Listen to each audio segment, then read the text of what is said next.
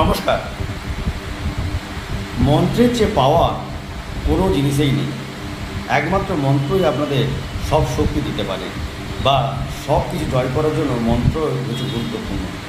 সঠিকভাবে যদি মন্ত্র জপ করতে পারেন কিংবা মন্ত্র উচ্চারণ করতে পারেন, তাহলে আপনার ভাগ্য পরিবর্তন হবে। তাই ভাগ্য পরিবর্তনের জন্য যাদের মনে হচ্ছে ভাগ্যের চাকা একেবারেই বন্ধ হয়ে গেছে, কোনোভাবেই আপনারা কোনো লাইফে স্টেবিলিটি পাচ্ছেন না, তারা অবশ্যই এই মন্ত্রটি প্রতিদিন ৪৫ বার করে জপ করতে থাকুন। প্রতিদিন ৪৫ বার করে যদি এই মন্ত্রটি জপ করতে পারেন, আপনাদের সার্বিক উন্নতি হবে, ভাগ্যের চাকা ঘুরবে এবং অর্থনৈতিক উন্নতি হবে।